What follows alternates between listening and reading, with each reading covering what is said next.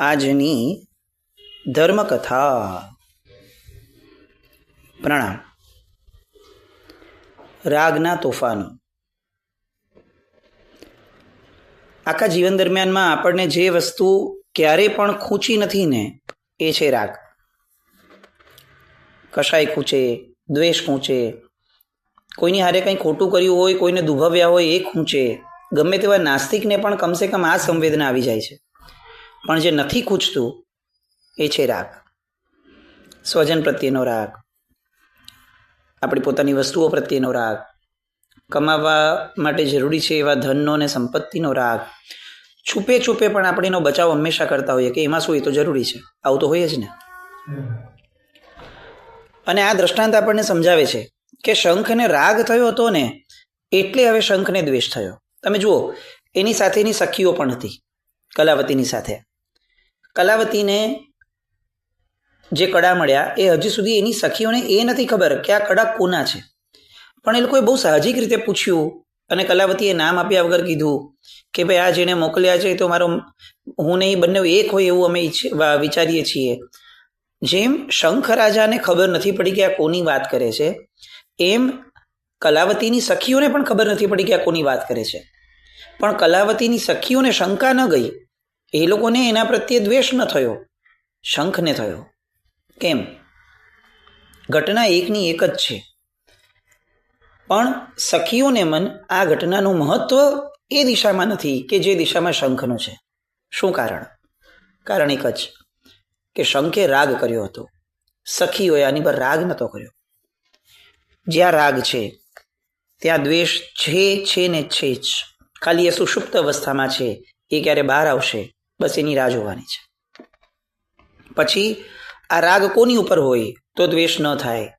તો કે એક પણ નહીં. માતાને પુત્રનો સંબંધ, પિતાને પુત્રનો સંબંધ, પતિને પત્નીનો સંબંધ, દુનિયાનો કોઈ પણ સંબંધ લાવો, જો રાગ કર્યો છે તો મૂળમાં ક્યાંક ને ક્યાંક સુષુપ્તપણે પણ દ્વેષ છે ને છે જ. રાગ અને દ્વેષ બંને ટ્વિન્સ ભાઈઓ છે,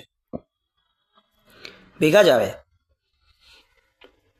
એટલે અહીંયા જે રાગ શંખે ઊભો કર્યો એ રાગ હવે બહુ જ રેપિડ સ્પીડની અંદરમાં દ્વેષની અંદરમાં પરિણમન પામી રહ્યો છે. જેનું મોઢું જોવા તલપાપડ હતો અને એટલે રાજભવનમાં આવ્યો હતો, હવે એનો જીવ લેવા તલપાપડ બન્યો કે આ મને દગો આપ્યો, વિશ્વાસઘાત કર્યો મારી સાથે. કેવી સ્થિતિ છે સંસારની. આવું બધું સાંભળીને પણ આપણને જો એમ લાગે ને કે આવું તો થાય, ઠીક છે, તો સમજવું કે આપણે કમસે કમ નજીકના ભવિષ્યની અંદરમાં તો મોક્ષ નામના તત્વની સ્પર્શના નહીં, મોક્ષ નામના તત્વના દર્શન પણ, એટલે એ શબ્દના પણ દર્શન કે એની નજીક આવવા માટે આપણે પાત્ર નથી. જેને સંસાર ખૂંચ્યો જ નથી એ મુક્તિની વાત કરે એ બહુ અજુગતું છે. અને જેને સંસારની દરેક ઘટનાઓ, આઘાતજનક ઘટનાઓ પણ એમ લાગે કે હા ઠીક છે, બરોબર છે, થાય આવું તો, એ માણસને સંસાર આજે નહીં ખૂંચે અને કદાચ કાલે નહીં ખૂંચે, પરમ દિવસે ખૂંચશે તો ખબર નથી. મૂળ વાત આ છે કે આવી બધી ઘટનાઓ એ આઘાત ઊભો કરવી જોઈએ. આપણા જીવનમાં નથી બની, આ શંખ અને કલાવતીના જીવનમાં બની, પણ એટલા માત્રથી આપણા જીવનમાં નહીં બને અથવા બની નથી પૂર્વભવોમાં એવું વિચારવાની કોઈ સ્થાન જ નથી. અસંખ્ય ભવોમાં આપણે આવા રાગના દગાઓ જોયા છે. ચાલો અસંખ્ય જવા દો, આ ભવની અંદરમાં નથી જોયા? રાગ કર્યો અને પછી દ્વેષ થયો, જે માણસ સૌથી ગમતું હતું એ જ દૂર થઈ ગયો, એને વિયોગ કરાવડાવ્યો, એ વયો ગયો, કાળે એને લઈ લીધો. ક્યાં નથી થતું જગતમાં? જે દીકરાઓ હંમેશા બાપને એવું કહેતા હતા કે અમે મોટા થશું અને તમને સાચવી લેશું, એ દીકરાઓ બાપના જીવતે જીવત ગુજરી ગયા હોય. બાપ શું કરી શક્યો હોય? એને આપેલું વચન પોતે કંઈ ન કરી શક્યો. દીકરો પણ વહી ગયો. કેમ? કારણ કે અંતે એ પરાધીન હતો, એ લાચાર હતો કાળની સામે. સંસાર એ પરાધીનતાનું જ નામ છે. યા તો કાળની સામે, યા તો કર્મની સામે, યા તો પોતાના કશાયની સામે. મૂળમાં તો આપણે લાચારી જ છે, બીજું છે શું? આ શંખના દ્રષ્ટાંતમાં આપણે જોઈએ.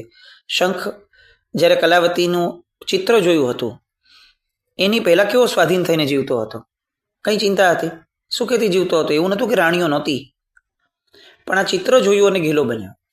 એમાં એ ગમતું પાત્ર મળી ગયું, આ પુણ્ય. પણ હવે આ પુણ્ય કેવું નડ્યું?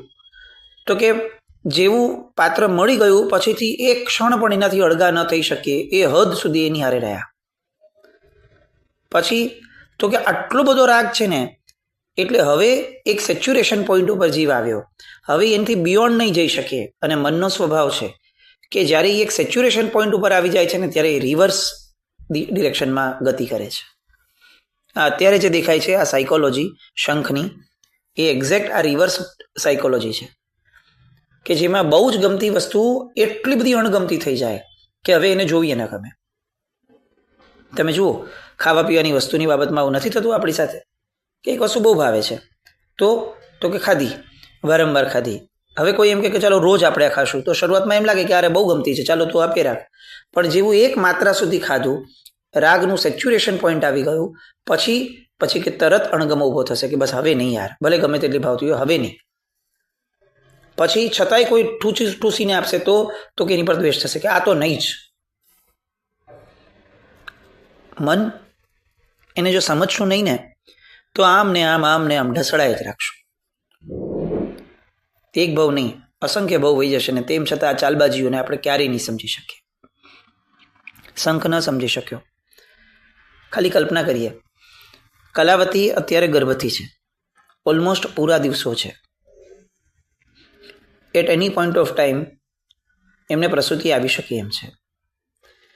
આ માણસને શંખને અત્યારે પ્રેમ ન જાગે કારણ કે મનમાં એના પ્રત્યેનો દ્વેષ ઊભો થયો છે, સમજી શકાય. સ્નેહ ન જાગે, સમજી શકાય. દયા પણ ન આવે કે હું આનો જીવ લેવાનો વિચાર કરું છું, એનાથી દૂર થઈ જવાનો વિચાર કરું છું. અને આમ આ ગર્ભવતી છે.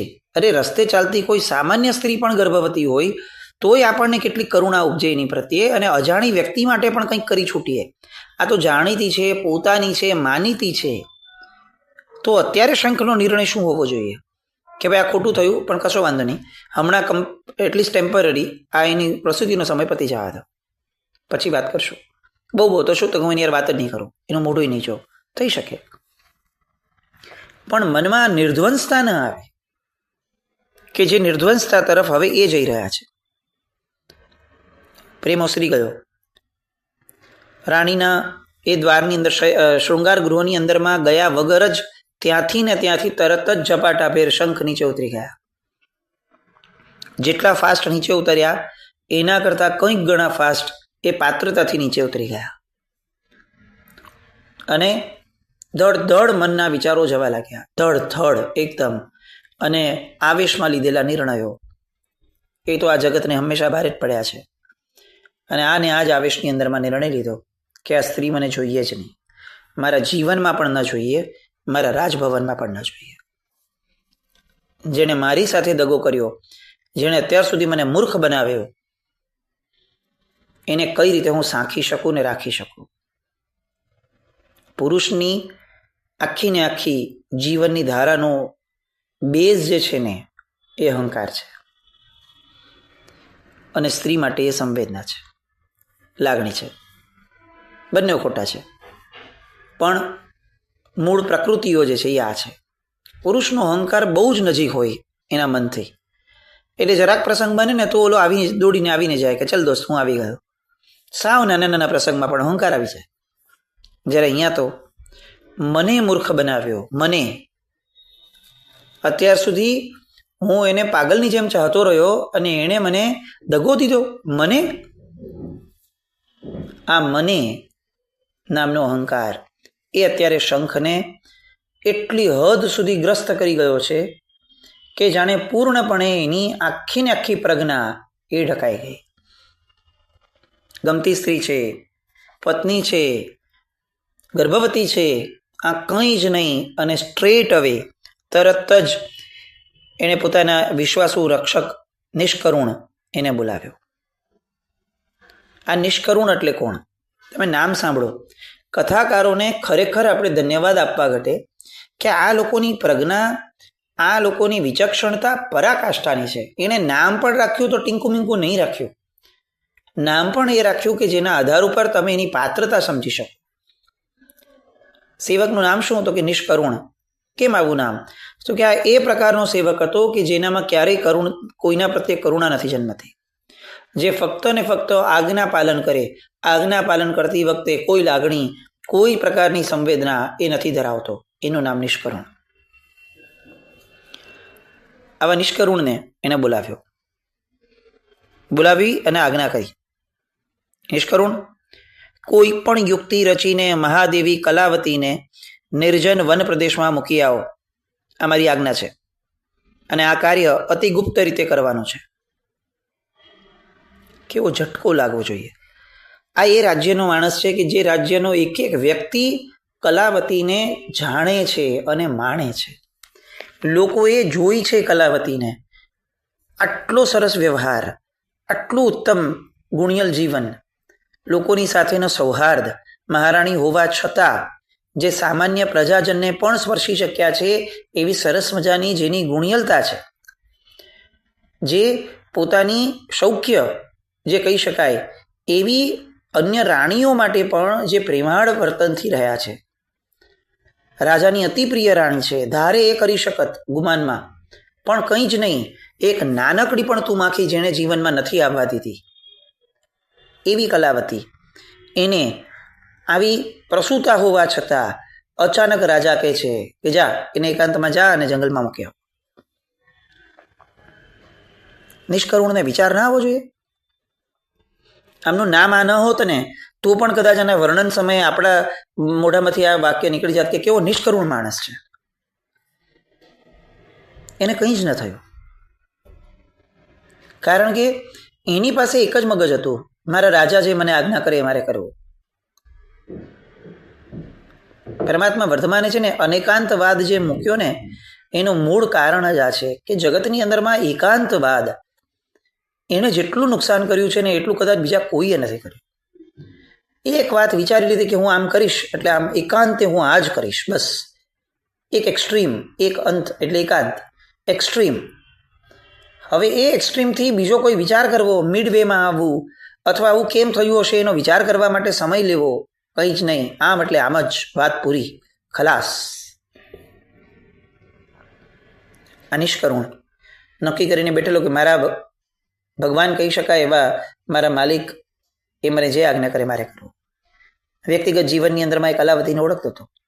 રાજાનો બહુ વ્યક્તિગત પર્સનલ સેવક છે અને તેમ છતાં આવી ગર્ભવતી સ્ત્રીને સાહેબ તમે જંગલમાં મૂકી આવશો કોના ભરોસે? કેમ, એવો શું વાક થયો? એવું છે શું થયું?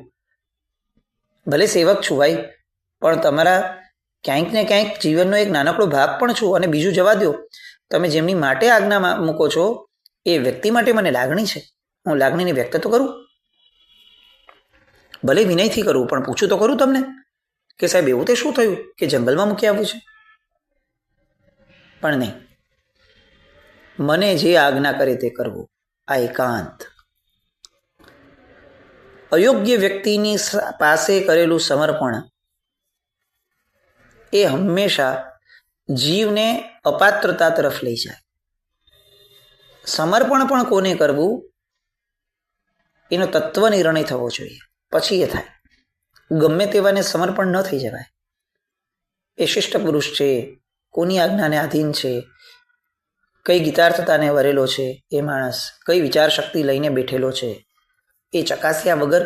અરે સાધનાના ક્ષેત્રની અંદરમાં ગુરુ નક્કી કરવાના હોય ને તો એ 12 વર્ષ સુધી શ્રાવકને છૂટ આપી છે કે તારે દેશાટન કરવું પડે તો કરજે, પણ ગુરુ નક્કી કરતા પહેલા તત્વ નિર્ણય કરજે.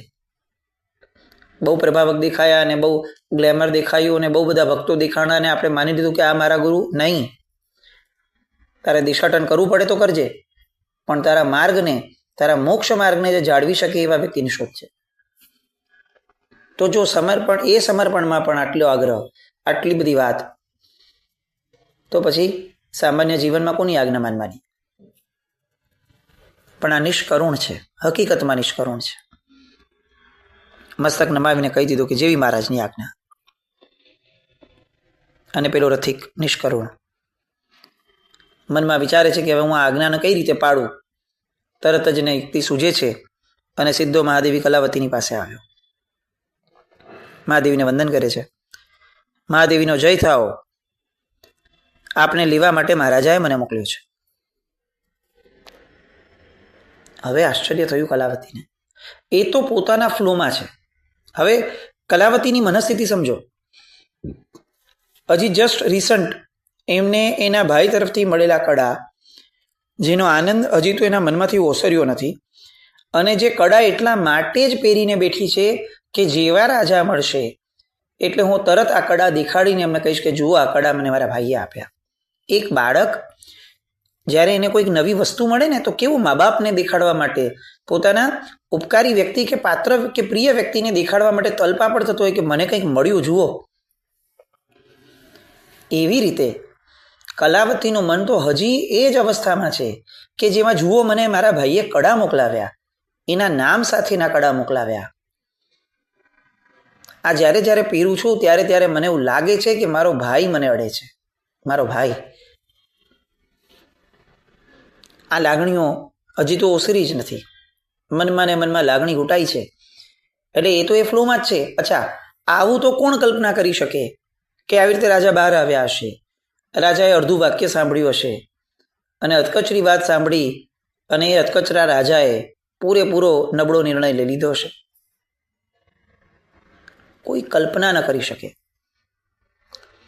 એટલે તરત જ કલાવતીને પૂછે છે કે કેમ, ક્યાં લઈ જવું છે તારે મને? એટલે કહે છે કે મહાદેવી, મહારાજા નગરીની બહાર ઉદ્યાનમાં છે અને આપણે ત્યાં બોલાવી રહ્યા છે, તો આપ ત્વરિત મારી સાથે ચાલો. નવો માણસ નથી, રાજાના વ્યક્તિગત અંગત સેવકમાંનો એક સેવક છે. એટલે કંઈ કલાવતીને આમાં શંકા ઉત્પન્ન થાય કે ભાઈ એને વિચાર કરવો પડે એવું ન હોય. અને મહારાજા છે ભાઈ, કંઈ બી કરી શકે. અને આટલું પ્રેમસભર જીવન જેણે આપ્યું છે એ આવી રીતે મને મળવા માટે બહાર લઈ જાય ઉદ્યાનમાં, એ તો ક્યાં અજુગતી વાત છે, આ તો સામાન્ય છે. અને ઉલટો કલાવતીને મનની અંદરમાં આનંદ ઊભો થાય છે કે ચાલો રાજભવનમાં નહીં, ઉદ્યાનના સુમધુર વાતાવરણની અંદરમાં હું આ સરસ સમાચાર હું રાજાને આપીશ. મન એ દિશામાંથી બહાર જ નથી નીકળતું કે મારા ભાઈએ મને કડા આપ્યા, એનો આનંદ મારે મહારાજાને વ્યક્ત કરવો છે.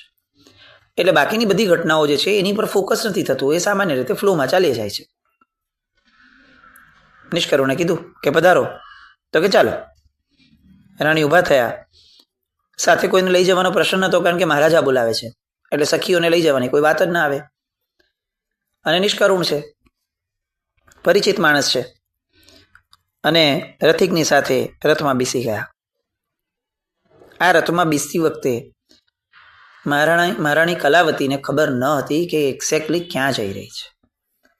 એનું મન, એની પરિસ્થિતિ એ તો એને એમ જ કહી રહ્યું હતું કે આ રાજા હમણાં ઉદ્યાનમાં મને લઈ જશે રાજા પાસે, અને એને રાજા સાથે નિરાતે પ્રેમથી વાતો કરીશ. કોને ખબર છે કે આવતી ક્ષણ શું થવાનું છે? આ સંસાર કેમ અસહાય છે? કારણ કે અનિશ્ચિતતાથી પ્રચુર છે.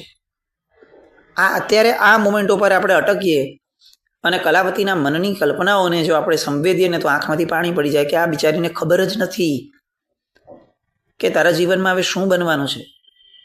તને એમ છે કે તું ઉદ્યાનમાં જઈ રહી છે? ના, તું વન વગડામાં જઈ રહી છે. તને એમ છે કે તું તારા રાજાને મળવા જઈ રહી છે? કે ના, તું તો એકાંતમાં, એકલામાં, સાવ એકલી જંગલી પશુઓની વચ્ચે તને મૂકીને આ માણસ નીકળી જવાનો છે. આ ક્ષણે પણ આપણને એમ થાય કે જો ટાઈમ મશીન હોય તો આપણે જઈએ ને એને કહીએ કે એક મિનિટ ઊભી રહે, જતી જ નહીં. કેવી કરુણતા છે સંસારની, કેવી!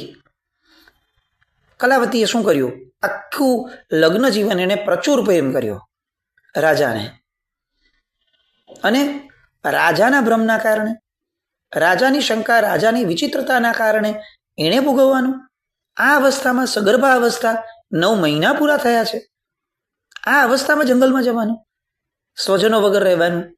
અરે ભાઈ, તમને ન ફાવતું હોત તો બીજો રસ્તો એ નીકળો કે તમે એને પિયરે મોકલી દીધી હોત. અમે પિયરે જવાની હતી, પિયરે લેવાવાળા વ્યક્તિઓ તૈયાર છે, પણ નહીં. અગેન રાજા વાજા વાંદરા, ક્યારે વાગે કંઈ જ ન કહી શકાય. ભયંકર પરિસ્થિતિ. રથ આગળ આગળ જાય છે. પળમાં હાસ્ય અને પળમાં વિષાદ. આ વાત ઘણી વાર સાંભળી છે. કલાવતીના જીવનમાં અત્યારે આપણે અનુભવ કરી શકીએ એમ છે. એક ક્ષણ પહેલા સખીઓ સાથે વાર્તાલાપ કરીને પ્રસન્નતા મેળવતી કલાવતી, એને બીજી જ ક્ષણ પછીથી ભયંકર અડાબીડ જંગલની અંદરમાં હિંસક પશુઓની વચ્ચે એકલામાં રહેતી કલાવતી. આ પરિવર્તન, આ સંસાર છે. રાગનું તોફાન આ છે. રાગ કરતા પહેલા 1008 વાર વિચાર કરવો જોઈએ, એવું આ દ્રષ્ટાંત આપણને પોકારીને કહે છે. શું થાય છે કલાવતીમાં? અને સૌથી મહત્વની અને ભયંકર વાત તો આ છે કે હજી સુધી શંખ આ એક નિર્ણય લઈને પણ અટકશે કે કંઈક આંથીય ભયંકર વિચારશે. કાલે ફરીથી મળશું. જીના આજ્ઞા કંઈ પણ બોલાય તમે ચામે તો જય નમ જય અતિશાસન.